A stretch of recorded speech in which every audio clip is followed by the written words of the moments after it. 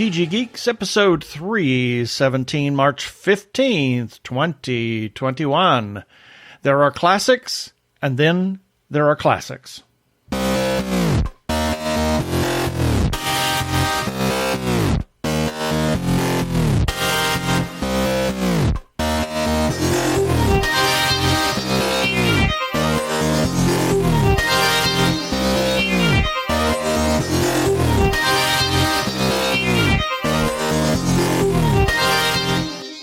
Hello and welcome to another webcast from tggeeks.com, where Ben and Keith, the Two Gay Geeks, talk about all aspects of Geek-dom and Nerd-ery, sci-fi, comics, film, horror, genre. You name it, we talk about it. I'm Keith Lane, and we're coming to you from TG Squared Studios in lovely Phoenix, Arizona, where it's cold again. Yes. And rainy. Yeah. And I'm Ben Raggington, coming to you from winter has returned for a few days, and then spring will be here, if you want to call it spring or early summer, depending on the terminology you like to use here in Phoenix, Arizona. Yes. Let's get on with it. Prepare for hyperdrive.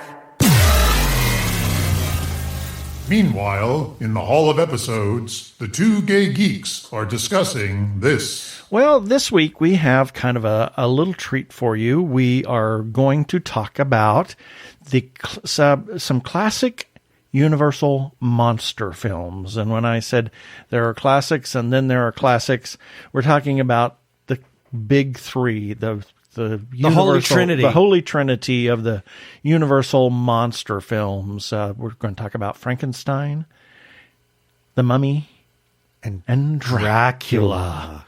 Yeah, then we're going to have our birthday shout-outs, our featured podcast of the week, everybody's favorite feedback, just a little bit, some other shout-outs. In our second segment, we're going to have something else to talk about. It's sort of a continuation in a way of the first part. In a way, yes. That's why I said what I said at the beginning. Then our weekly recap and our regular shout-outs. So let's just get onto it.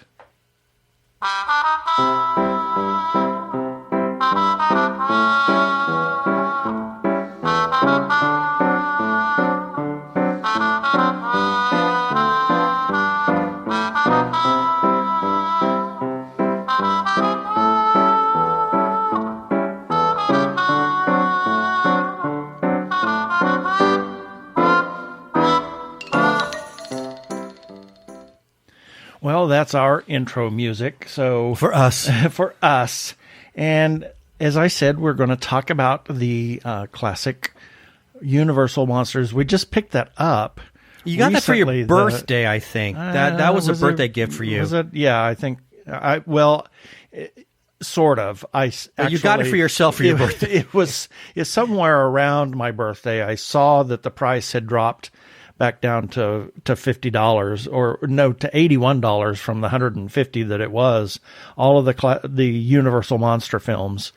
I think there's just one or two that it doesn't include. Yeah, that it doesn't have. But for the most part, kind of picked those up separately. But we watched, and all of these have been remastered. Yes, and for Blu-ray, seriously remastered.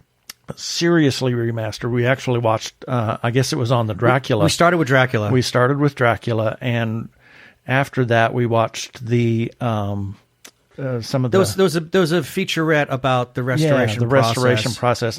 And I hadn't realized what was really involved in that, and even for the black and white, and to take these films that are 90 years old at this point, and or 85 at the point that they were redone, and how they painstakingly scanned every single frame. Yeah. And they cleaned it up, and how they cleaned it up, and what they did, and some of the digital techniques that they used. And Dracula just looked stunning. It was beautiful. Of the three, it was the best restoration for me. And I think part of that is because there's so many dark things in Dracula, just from the clothing to the scenery, to all of the things, where Frankenstein is a little bit more light. It's a lighter. A lot of things happen during daylight. Yeah, and then Mummy as well. Yeah. But I think the Dracula looks fabulous. Of the three, it was the best looking one. I wish Universal had kind of done the same with the other two. And I'm not knocking Frankenstein and the Mummy in terms of the restoration process. I thought those both looked... Oh, my God. They were just stunning. I thought they looked great. I remember seeing, Frankenstein and Dracula, these grainy prints in the late 60s, early 70s. But you saw it on a small television, too. Yeah, on a very small television across the room. Yeah. In the rocking chair or the that I launched myself out of several times. Yeah. And ran in the other room, only to come back, sit there with my feet up in the chair. Well, yeah. I kind of had the same reaction.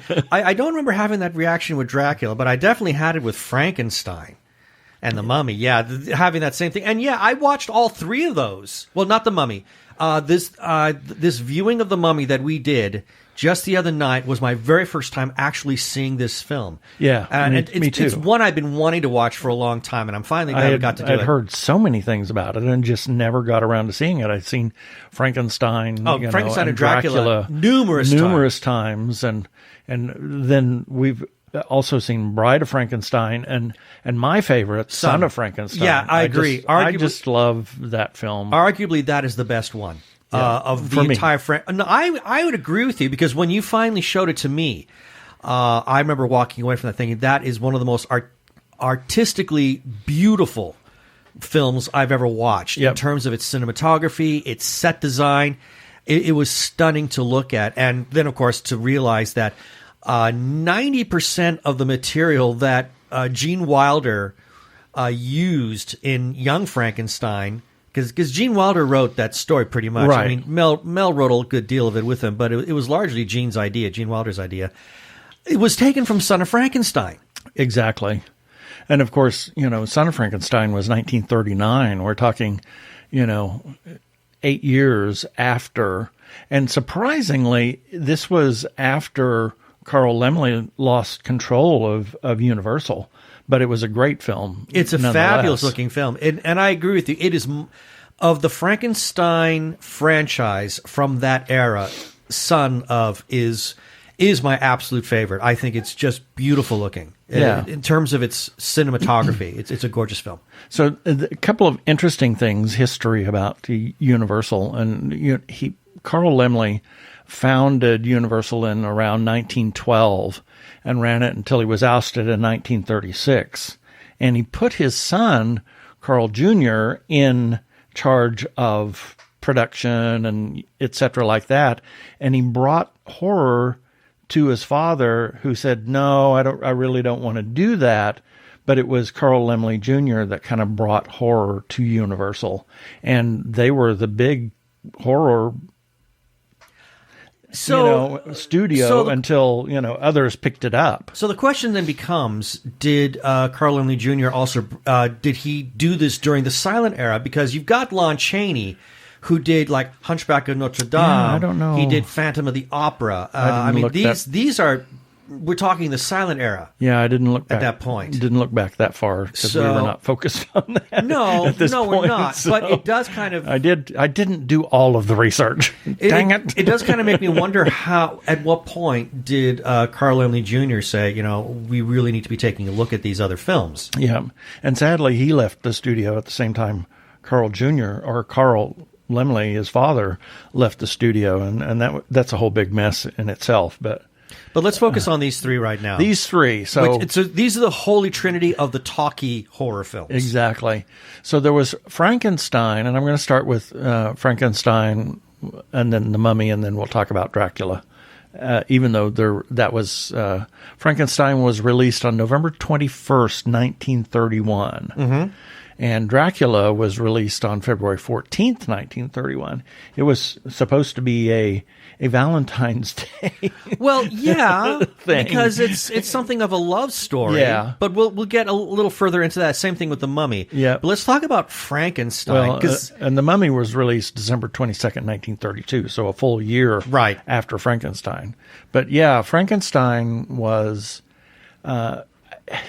it was groundbreaking in everything. Yeah, I Simple mean, as that. Everything. As far as what they did and how they took Mary Shelley's story and Change it around a bit. Exactly, change it around a bit, and of course, in Frankenstein is where we get the old trope of the torches and pitchforks.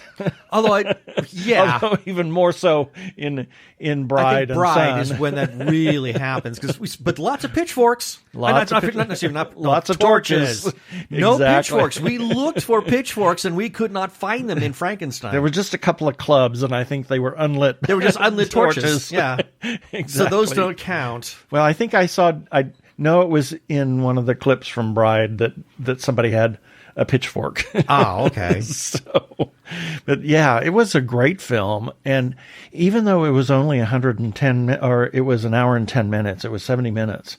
It's a very dense story. It's a very dense story. And I personally, I think they focused too much on the Baron von Frankenstein. Well, the movie is called Frankenstein. Exactly. And to clear out the most common of misconceptions is that the monster itself, I mean, the creature that Boris Karloff played, is not called Frankenstein. He is Frankenstein's monster. He is the monster.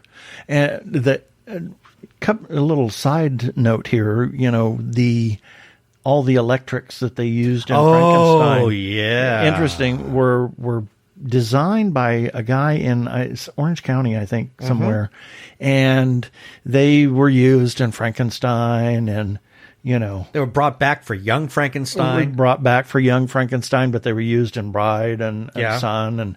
And several of the set pieces were used throughout history. And then they finally wound up in possession of somebody else, and then that person bought them, or they were left to another person who we actually saw at a convention. Yeah. With all of the stuff. It was not the table raising and all that kind of stuff. But the clackers and the electrical whirligigs. The electrical stuff we saw at the last CocoCon here in Phoenix. Yeah, it was really great. So it was kind of neat. And he told the story about how they came about and where they were used, and had a couple of reels that he showed. But that was interesting. That was the really interesting part of Frankenstein, is that whole scene in the lab with Dwight Fry, who was the Fritz, or Igor, if you will. The Igor character, but he went by the name Fritz. By the name Fritz,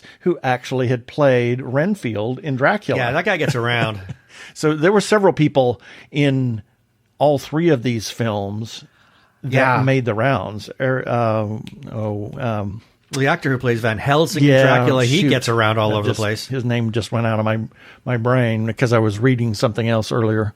Anyway, but Frankenstein was groundbreaking in that it was, they had somebody out front at the beginning of the film, or actually they had filmed somebody coming out from behind the curtain and said, "You may find this terrifying or, horrifying, etc., etc., etc. You've been warned."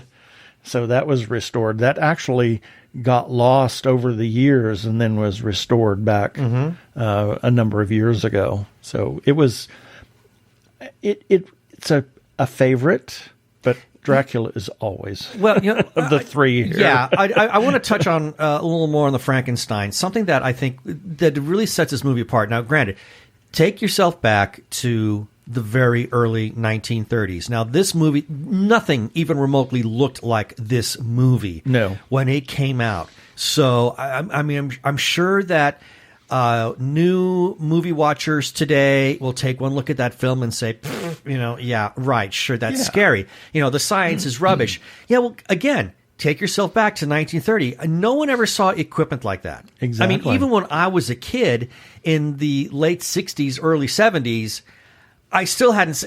It still didn't look like anything we'd ever seen before.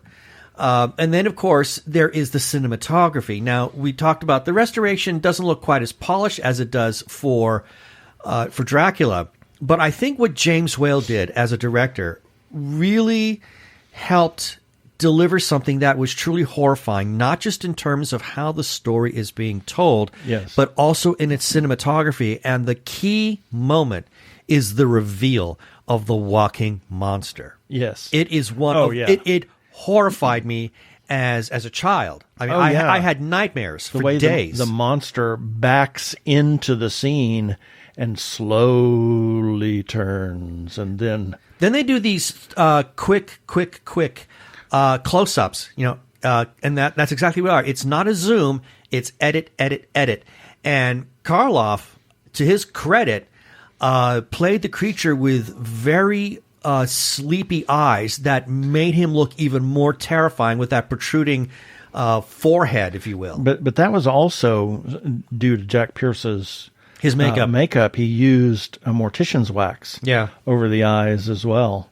So and just he was brilliant in doing that. I said they had one of the featurettes had a bunch of clips of Rick Baker talking about how they did the Frankenstein makeup, and he said it was collodion that they used, which is an ether and cellulose based stuff, and he went through that in the Mummy and Frankenstein. Mm-hmm. So I can't imagine. He said I can't imagine that Karloff wasn't just tearing up the whole time. I'm sure he was putting the makeup on. It took 8 hours for the Frankenstein makeup. Yeah, just unbelievable. And the film has something in it that was so incredibly shocking to audiences back then that it got cut out and then was only recently put back in when film historians started to think about restoring it. And that is, and it's something that's very personal to me because I've got a certain ethic that says, if I see a child being murdered in a movie, I will not support it. I will make an exception in this particular case because of the way it was done. And, Frankenstein... and knowing the history, too. Knowing the history of it. Frankenstein, or the creature, I should say. The creature and this little girl, they're throwing these flowers into this pond. Yeah. Because she's like, look at this float. It was an unintentional murder. Right. He didn't mean to. He was just seeing if she would float. Yeah. He just She's tosses another her toy. in there. Yeah. He just tosses her in there. And next thing we know, she's dead. We see her, her drowned body being carried into town. Yeah. That was the interesting thing. Quite horrifying. They didn't actually show that happening. They took the storytelling from, as traditional storytelling is, you don't show the actual murder itself. You show just before and then afterwards. Right. So, yeah, it was a great film. And for that time, that must have just, and I mean this literally, horrified audiences. Yeah. Oh, I'm sure. So as a horror film, I think Frankenstein is a brilliant piece of work on so many levels. Now, I'm sure we're not saying anything that our fans that are listening that know more about horror than we do aren't aware of. But we're just giving our thoughts. We're just giving our thoughts. The interesting thing was that the little girl that played, Maria, she actually rode to that scene with set. Boris Karloff in makeup, and it was just. She was enamored with the monster. She loved Karloff. Say what you will about Karloff as an adult. He's got a rather seedy reputation with ladies, but when it came to children, he loved children. Yep. And it was clear that he and Maria got on very well. That the character, the actress who played Maria. Yeah, and then we have The Mummy. The Mummy. Now, this is the new one for both of us.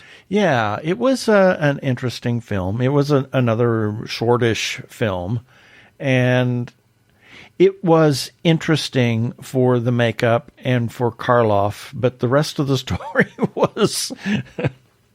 this was considered to be a love story. Yeah. It was interesting because of the sets that they used and the way they brought it about and the things that they did. The interesting thing about the mummy's makeup and doing the full body wrap and whatnot is you never see it. Yeah, you don't. Well, you see it once when the mummy's in the sarcophagus. But you don't see the mummy moving. No. You see the mummy's hand, and then you see the bandages trailing after him, but you never see the mummy walk. Which is a great bit of psychological horror there. I mean, that's a rather Hitchcockian kind of approach. We'll call it Hitchcocking now because that's the kind of thing Hitchcock might have done when he was making his films, but it really plays to the theater of the mind, which I think is a brilliant use. Now, it did have one horrifying moment for me, and that is the beginning when we first see the mummy. Right. And I saw that. I saw just that clip as a child as part of some horror documentaries. And when you see the mummy begin to open his eyes, oh yeah, I freaked out. Yes, that's pretty crazy. And then Karloff as the mummy that's wrapped up. And then also as Ardith Bay. Ardith Bay, which is an anagram of Death by Ra. Yeah, clever. It was an interesting film, just from the sheer point that it was a horror film made by Universal. Yeah. At that time, it kind of followed in that horror tradition, and was a good follow up to all of the things that preceded it. Frankenstein, Dracula. I think there were a couple in between minor horror films. What I liked about these, so let's quickly talk about Dracula because we're running out of time for this segment. Brilliant. And we've already talked about the cinematography. I think it's absolutely stunning. Bela Lugosi. Oh my God. Just incredible. I mean, there's some scenes where I think the acting is really over the top melodrama. But when it comes to the close-ups, I mean, the man had an expression. Yes. His eyes were they were hypnotic. Yes. And in most of the scenes, I don't think there's a scene of Lugosi as Dracula where he actually blinks his eyes. No, I think you're right. They've made sure that he did not blink, giving more of that undead mystique about him. And of course, there's the classic line, "Listen to them. Children of the night." Yes. But it is a classic line. However, that whole scene is amazing. That whole scene from the point that Renfield comes in to them going up the stairs is just it's such a wonderful scene. Beautifully shot, not as well shot as the Spanish film or the Mexican film that shared the set, but I still think what they did here was very well done, and it all revolves around Lugosi's performance. The way he says that, now as the audience, you are in Renfield's position because he hasn't been turned yet, and I found that really creepy and thinking, this guy, there is something seriously wrong with him. Yep. And then he walks through the spider web. Walks through this gigantic spider web, yeah. It's incredible. And the weird thing about this whole film is, I'm going to abandon my 3 wives in Transylvania and go to England to find a new one. Yeah. Who knew Dracula was an adulterer? Or a womanizer. Yeah. Fend for yourself. No kidding. But it is a lovely film, and I would say that if you do get the restored version, by all means, yes, listen to it with the Kronos Quartet soundtrack written by Philip Glass. It is absolutely astounding because there is no soundtrack to that film. I don't know. They have. I know that the opening, only the Swan Lake. Yeah. And they use that repeatedly throughout the whole film, but there's no original soundtrack. Soundtrack. to the film. And the Kronos Quartet plays, I want to say, 90% of that film. Yep. There are a few moments of silence, but the rest of it is this amazing quartet that Philip Glass wrote a brilliant score for. Yeah, and when they did the restoration, they cleaned up all the pops and cracks and all the everything. Stuff. Everything was it's just brilliant. It almost looks like a brand new film. I love that film, and I have since I was 8 years old. Of the three, it is my personal favorite. I've always had a thing for Dracula. I love that. I would say to anybody, if you love classic horror films, try and find this boxed set. You would not be sorry, because it has got some great stuff on there. And documentaries that we still haven't finished watching yet. Exactly. Well, one that was longer than the film, almost twice as long as the film. Yeah, it's ridiculous. We haven't gotten back to it yet, because I think that if we did, we would never record any more episodes. Exactly. And that's it for our Classics on the Classics. Let us know what you think. You don't need to hear their identification. They're the Two Gay Geeks. They can go about their business. Move along.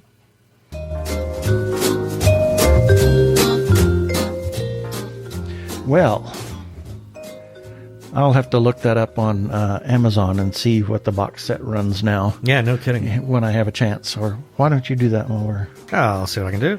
And here's a few selected birthdays for March 15th through March 21st, 2021. We have on March 15th, Ruth Bader Ginsburg, lawyer, Supreme Court Justice. She was the first Jewish woman and the second woman to serve on the Supreme Court of the U.S. from 1993 to 2020. Originally from Brooklyn, throughout her career, she supported gender equality, and she was instrumental in a bunch of the Equal Rights for Women and Lilly Ledbetter Act and a number of other things. And Equal Rights for All, or Equality for All. During her last months, in fact, I think in her last month, she officiated at the wedding of a gay couple. And she was a great opera lover. I see you have the... Yes. Now, for the DVD, it is $80.65, and they only had like 12 left in stock.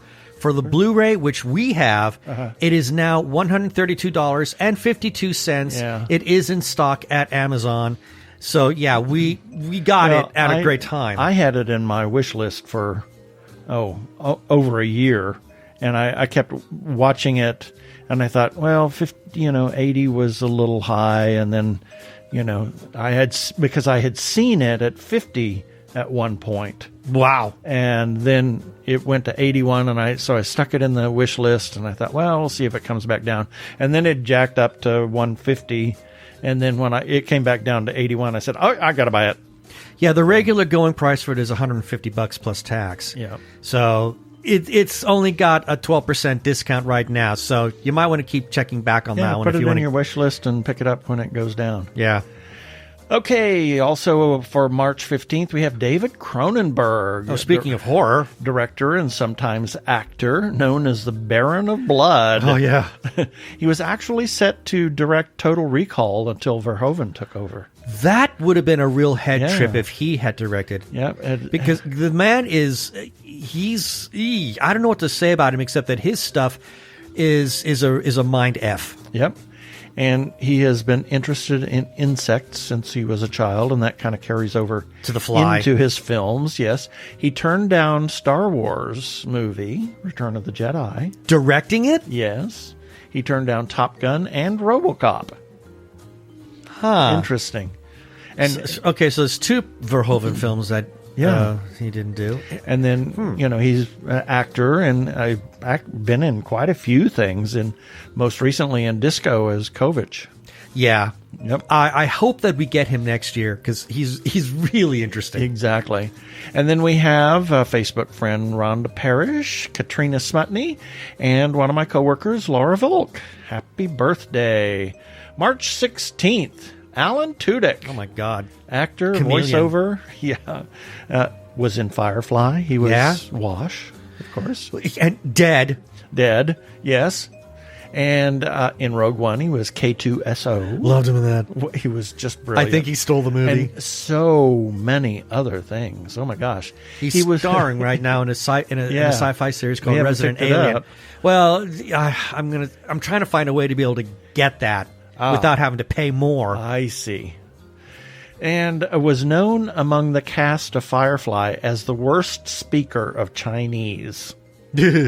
He attributes it to having to learn complicated phrases like "Mother of God and her wacky nephews." Saying that in Chinese, in Mandarin, I guess. Or I think they were using Mandarin in that. Yeah, wow, exactly. that'd be impossible. And then we have Will Eisner, writer, artist, entrepreneur, one of the earliest work in the American comic book industry. In 1978, he coined the phrase "graphic novel." And that's why we have graphic novels today, or referred to as graphic novels. Yeah, anyway. which is politically more correct than just saying comic book. I suppose. And the Eisner Award was named in his honor and is given each year for achievements in the comics medium. And then we have Facebook friend Victoria Mature, Victor Mature's daughter. Happy birthday, Victoria. March 17th, Alexander McQueen, English fashion designer. Oh, yeah. Openly gay, founded his own label in 1996. Worked as a chief designer for Givenchy and was very outspoken and a workaholic. Yep. You did a review. I did a documentary on him. On a documentary of his on him. Yeah, I did a review, yeah. And died of suicide in 2010. Really tragic. A week after his mother had died. Yeah. So it's a fascinating documentary. If you can find it, it's simply called McQueen. If you can find it, watch it. It's very, very interesting. Yep. And Kurt Russell, actor, one of the few child actors that didn't get too screwed up. Nope. Did many Disney films, and after he left Disney, he went to play minor league ball, a AA club for the Angels, in the 70s. And has made quite a few films, some serious and some comedic, to the point of intentionally awful, like Used Cars and Big Trouble in Little China. Oh my God! God, Used Cars is a classic. Gee, that movie Christmas. is just nuts. I love wackadoodle. it. I love that movie.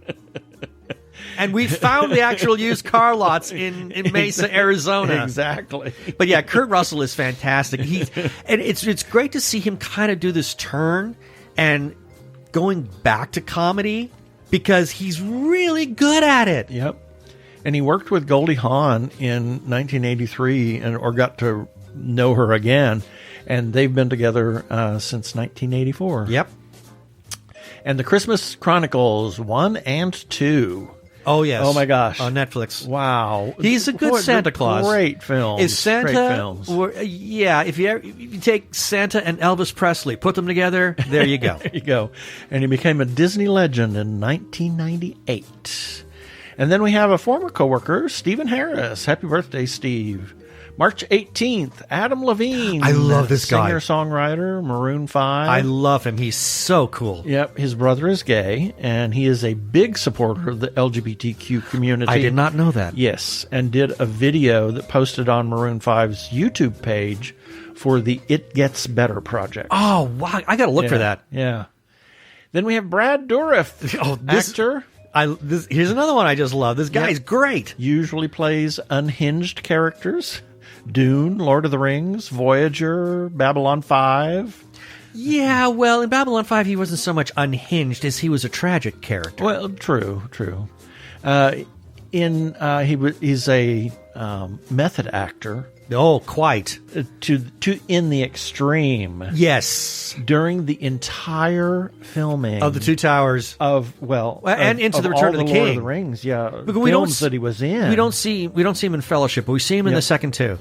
He kept his British accent on and off the set. Yeah, and to the point that they all thought he was British. And I remember Bernard Hill said, after he went back to his American accent, he says, "That is the worst American accent I've ever seen or ever heard." Well, there's some documentary on that where Peter, the director, him. What the hell's his name? I know, the name went out of my head. The sad thing of getting old, people. When Brad's final scene Peter was Jackson. Peter Jackson. Thank you. When Peter Jackson said, "Okay, Brad Dourif is now done," and there's all this applause, and it's alleged that Brad said, "Oh, thank God, I can stop talking that way now." And then we have Lillian Vernon. Mrs. Tchotchke Catalog herself. Yes. She founded the Lillian Vernon Catalog Company in 1965 and did it at her kitchen table until she couldn't anymore. And it became this enormous empire. And they went public with Lillian Vernon in 1987. And it was the first company run by a woman to be traded on the exchange. Mm-hmm. My grandmother had... I think she had a whole garage. I think she had a storage unit of Lillian Vernon catalogs. It was like every time you went over there were a dozen of them laying around. It's like, do you want to take one of these home? Please, take one of these home. It's like, no, get it away from me. Then we have a Facebook friend, Adrian Payne, and Margaret Juntwaite, who was the voice of Met Opera Radio. She was wonderful. She was more than just the voice. She was Access. Yes. And I've told this story for the last couple of years when we mentioned her birthday, but it bears repeating. You were on a business trip. I was sitting here at my desk working, and I had the Met Opera playing on the radio, and they were broadcasting Faust. It was a live broadcast. And I can't think of the tenor who sang, oh my God, who was playing the character of Faust. But I was just praising how well he did it in his performance as we were hearing it. And we're now having this live conversation. Me, Margaret, other Met Opera fans, we're all chatting with her live about how great this performance was. Yep. I mean, and that's what I loved about her, is that she was accessible, and you even had that experience too. I sent her a note. I got to know her. I had some tickets to. The sad thing is that I've had tickets twice to see operas at the Met, and both times it fell apart. Both times it fell apart. But I was talking to her via Facebook Messenger and asked her that she always sounded so upbeat and so positive about all of these operas and some of the ones that I considered unlistenable. Mm-hmm.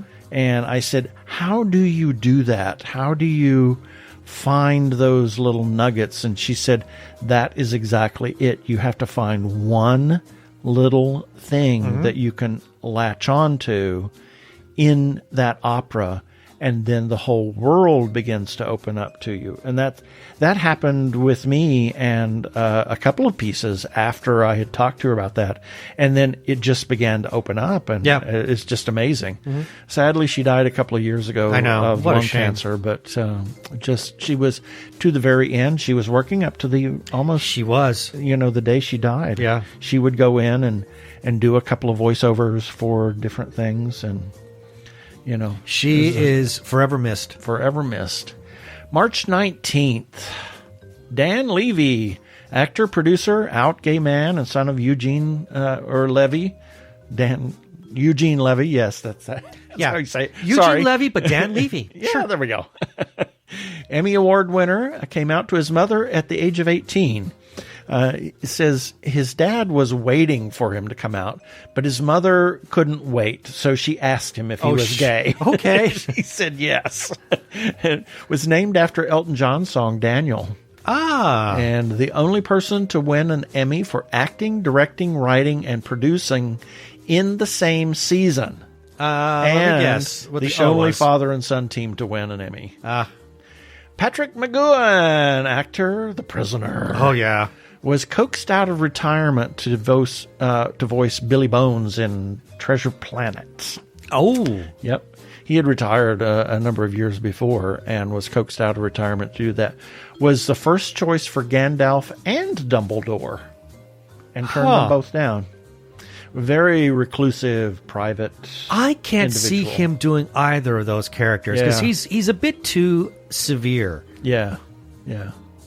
And then we have coworker Patricia DeSilvestri and the podfather himself, Mr. Michael Menegay. Happy birthday, Mike. March 20th, Fred Rogers. Wow. What can you say about this man? Exactly. Just almost 1,500 episodes of Mr. Rogers in some form, whether it was Mr. Rogers' Neighborhood or Mr. Rogers or whatever. 1,500 episodes. That's a tremendous amount. Was in several other TV shows, but only twice did he ever play somebody other than Mr. Rogers. Really? In Dr. Quinn, Medicine Woman, he was actually Reverend Thomas. Huh. And something else. Where in the World is Carmen Sandiego? No kidding. He was the voice of an owl and something else. How about that? It was a Presbyterian minister and had a bachelor's degree in music composition. Wow. I'm impressed. It was truly an example of what we should all aspire to. I agree completely. Absolutely. And then we have Carl Reiner, writer, producer, actor, created the Dick Van Dyke Show, among other things. Yeah. Acted in so many TV shows and movies, and father of Meathead. Yeah, Rob Reiner. Yep. Friend of Mel Brooks forever, and never retired from acting. No, he never did. And he died, he died in 98 last year. Yeah. But just a couple of months before he died, he did the voice of Carl Rhinoceros in Toy Story 4 in 2019.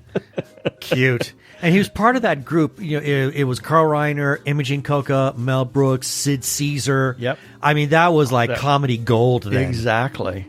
And then we have Freema Agyeman, actress, Doctor Who, Martha Jones, and Sense8. And let's see, where are we? I lost my place. March 21st, Modest Mussorgsky, composer during the Romantic period, and strove to bring a robust Russian sound to the music. He was one of the five, in quotes. So it was Tchaikovsky, Rimsky-Korsakov, him, and I can't remember the other two. Anyway. But he wrote pictures at an exhibition, Night on Bald Mountain, and opera Boris Godunov. He composed solely on the piano. Yes. And a lot of his music was then arranged for orchestra. Exactly. And he died from the ravages of alcoholism, which actually had claimed his good friend, Victor Hartmann, who was the artist of the paintings that he wrote pictures at an exhibition. Yeah. Wow. Victor Hartmann died of alcoholism as well, literally drunk himself to death. Then we have Sonequa Martin Green, actress, Michael Burnham on Disco. She'd been on The Good Wife and Walking Dead. And since 2016 has been an ambassador for Stand Up to Cancer. Good for her. She has two family members. Her sister and her mother was a 3-time cancer survivor. Oh, my goodness. You know, she is a lovely woman. I hate what they do to her hair in Disco. Hopefully they'll do some improvement on it in the next season. But I love what she represents. Yep. In Discovery as well. I think that's very positive. Yep. And then we have Mark Williams, actor, Red Dwarf, Doctor Who. He was in The Power of Three and Dinosaurs on a Spaceship. Oh my God. What a horrible episode. And in the Harry Potter series as Arthur Weasley. Yes. And we're watching him lately. We've been watching him Father lately. Brown. Father Brown. Oh my gosh, what a fascinating that has a great show series. Yes. I've been wanting to watch it, but it was your sister who finally said, "Yeah, we've been watching it on BritBox." I'm like, okay, that's enough. The other night when we finished season 1, I messaged Lynn and she said, "Well, just tonight we finished season 9 again." Oh, again. And then we have Marcella Marriott and Crazy Joe Fiore. Happy birthday. And that's it for the birthdays this time.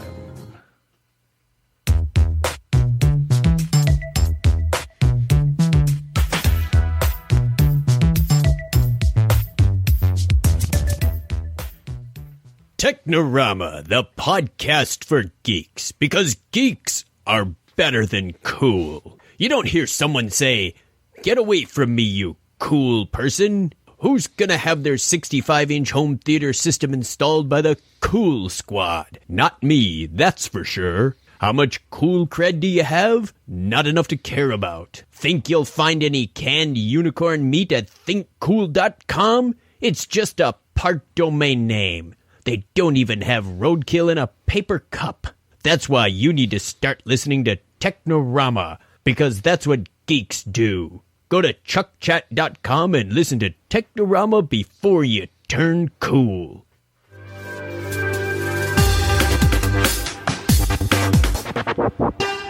Go give a listen to our friends Chuck and Craig over at Technorama Podcast. And this week, we're going to be on Technorama Podcast. So that it releases seems. on Wednesday. So go give them a listen. I'm Daniel Radcliffe, and I believe that reaching out for help is the bravest thing a person can do. If you are struggling and need support, call the Trevor Lifeline at 1-866-488-7386. It's free and confidential, and trained counsellors are there to listen 24/7 without judgment. To learn more about the Trevor Project's life-saving work for lesbian, gay, bisexual, transgender, or questioning young people, go to thetrevorproject.org. We always want to give a shout-out to our friends over at the Joshua Tree Feeding Program. They are a 501c3 nonprofit food pantry for the HIV and AIDS community in Maricopa and Pinal counties. They offer a place where the clients can select from a wide assortment of nutritional foods to take home, and they set it up just like a store. If you go to their website, their website and their Facebook page, you can see on Wednesdays when they do their distribution how they set it up like a store, so the clients can pick and choose the food they want, and it empowers them to take only what they want, so no food is wasted. They also have a pet assistance program that they give pet food and other pet supplies on a monthly basis. And if you would like to support the Joshua Tree Feeding Program, you can do that with a single gift or a monthly recurring gift. Go to jtfp.org.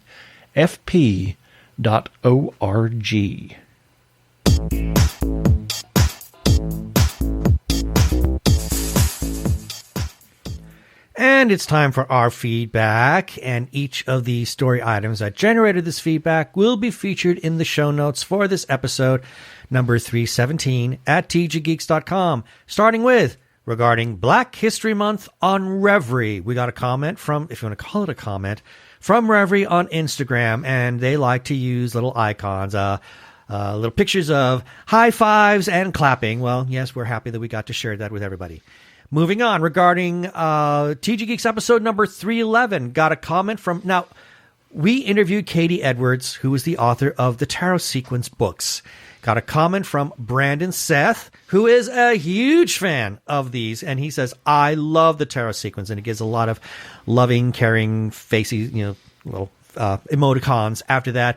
And I hope you're enjoying this, Brandon. Here, I'm mentioning you. Are you happy? There. And I hope you're enjoying the rest of the episode. Yes. Moving on, regarding HBO Max original limited series, It's a Sin, premiering February 18th. Got a comment from Sean Gordon. He says, I've been waiting for this. There's been so much positive talk about it. Yes, you're right. And everybody who's watched it says that after a certain point, they are like gutted and they keep crying for days after watching it. So, Yep. But that's our feedback for this week. And if you want to leave a comment, or you can do that on our Facebook page or on our website at tggeeks.com. You can do it on Twitter and Instagram, as well as if you want to leave a voicemail, you can do that, and we'll play that on air. You can call 469-TG-Geeks. That is 469-844-3357. And as always, please play nice.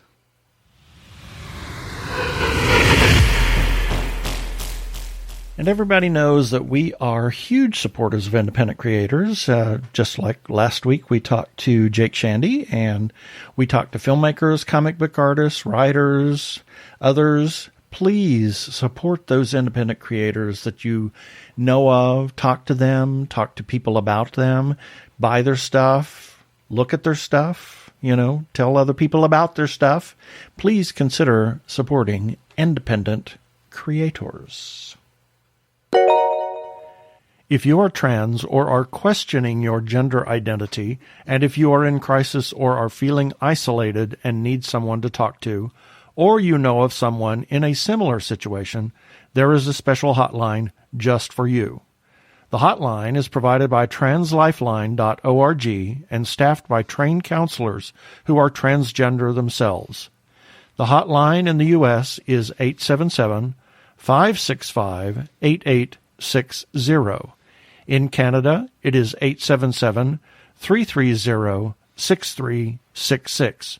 Or you can go to translifeline.org to learn about the important work they are doing.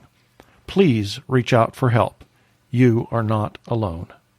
Yeah, baby. They're like two gay geeks. They're together, you know. They're two gay guys and they're geeks. Is that okay?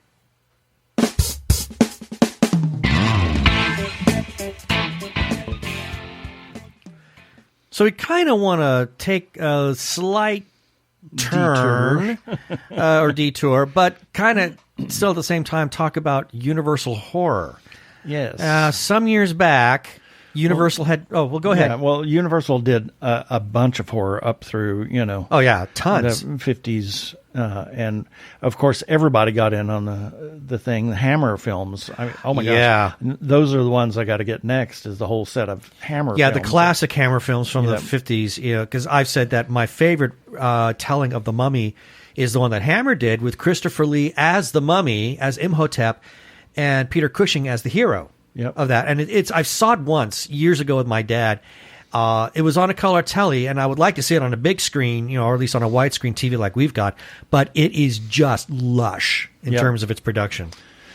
Yeah. So some years back, we come to 2017. Actually before that, because technically Dracula Untold was supposed to be the first film. Oh, was it? In the Dark Universe, but something happened and they discarded it and made The Mummy of 2017 with Tom Cruise as the first movie in the Dark Universe. Yeah, and for anybody who tried to do... And anybody who wants to know what I think about that movie, I do have a review for it on our website, and I'll be putting the link for my review in the show notes for this episode, but it was, at best, a mediocre attempt. Yeah. And as I read my review, it immediately came back to me, everything that I really hated about that film. And I understand Universal wanted to create Dark Universe. They wanted to create this big universe, much like what Marvel has done with their cinematic universe, what Warner Brothers has tried to do with their DC properties. They wanted to create what I think was their telling of League of Extraordinary Gentlemen. Yeah, because in the Mummy film, you see a number of different... Well, there's one in particular. Horror. One in particular, and that's this doctor. We find out his name is Jekyll. And you see the hand of the creature from the Black Lagoon. Yeah, you do. And there was another one that was in that. And they brought the book that is on Jekyll's in his study is the book from The Mummy. So there were all kinds of ties into the other films, and they called it, what was it? Welcome to a New World of Gods and Monsters. Yep, that's it. And that's a quote from The Bride of Frankenstein, but it was... I didn't like the film. No. In fact, I was very poor on it. I would have given it a worse rating had it not been for one scene that was true horror. Fortunately, it wasn't very long. The rest of it was just very action packed. And I know that some people are probably saying, "Well, what about the 1999 Brendan Fraser version of The Mummy?" Well, that one had no illusions of trying to be a horror film. It wasn't trying to be. It was trying to be a lighthearted action film, much in the vein of an Indiana Jones flick. So I'm going to give that one a pass. Right. This new Mummy, starring Tom Cruise, was supposed to be a horror film, and it was not. It was anything but. It was a travesty. Lots of people and lots of things being thrown about, and Tom Cruise was probably the most unlikable character. His character was dreadful. Right. I couldn't stand him. everything was wrong about this movie. And I kept thinking, if you want to make a universe whereby you're bringing in all of these classic horror monsters, and that's what they're known for. They're known for their horror. If Universal wants to tap into them, I think what they should do is they should create modern horror films for a modern audience and then build that dark universe around that. That would be fresh. That no one would have done anything like that before. I think that would have served as an excellent idea. Instead, they kind of gave us this. Yeah.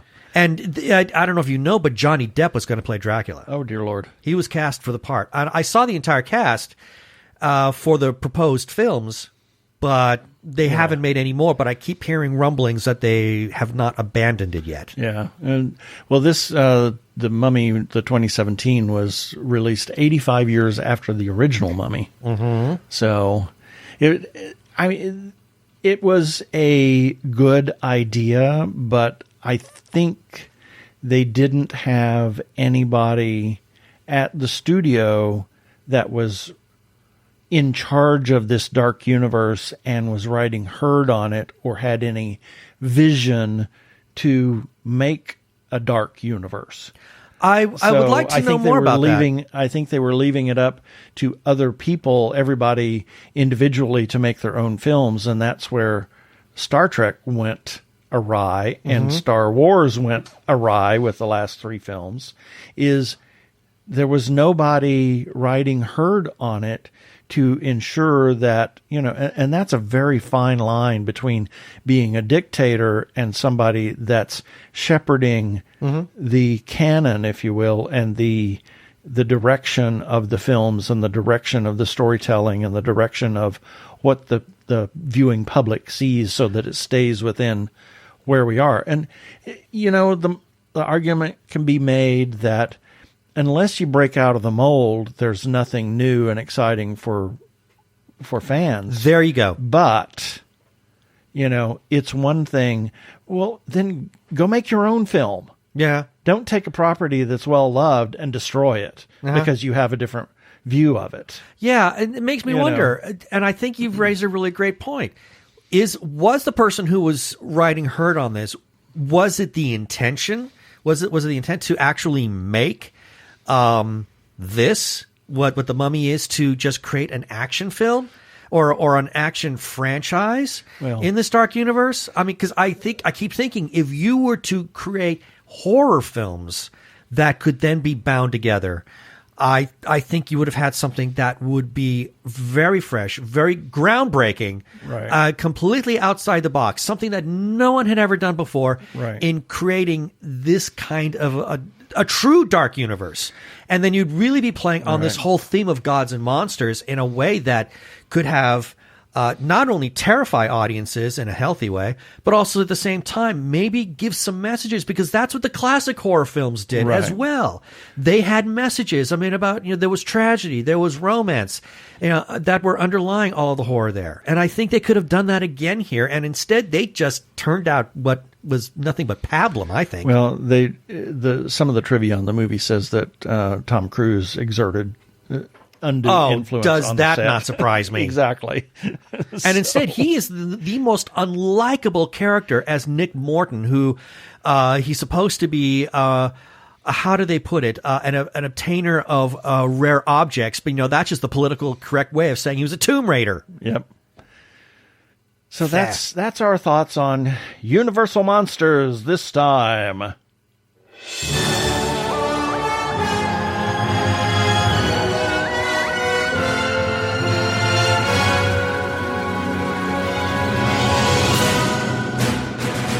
Did you notice that I like to say, this time? Yes, I did. In your podcast voice. I'm so impressed. It's time for our weekly review. These are the items that we ran on our website at TG Geeks. You really tickled yourself there, didn't you? Yes. Kinky. And each of these news items will have their links in the show notes for this episode number 317 at tggeeks.com, starting with Sunday, March 7th, Nerdy Chupacabras number 38. On Monday the 8th, TG Geeks episode number 316. On Tuesday the 9th, Ben's Breakdown, WandaVision Season 1 ending thoughts. And I said Season 1 because I'm still hearing rumblings of a Season 2, but nothing's been confirmed on that yet. On Wednesday the 10th, Face Your Childhood Fears with The Nurturing. Horror Shorts hits YouTube. Alex did a great job on that. I liked it. Right. I did. It was cute. On Thursday the 11th, Andrea's Angle, The Father, brilliant and powerful. Also, Action Alert, Mesa, Arizona, the NDO, the non-discrimination ordinance is under attack. That's a little thing we ran for our valley here. On Friday the 12th, Hamish Downey's 5 Questions with Matt Scalroot of Pink Media. Who we met 1 year ago. In New York. City. I know. That the timing of that is perfect. And then we close it off Saturday the 13th. Jonah Blackman surprises in multiple dynamic performances for 2021.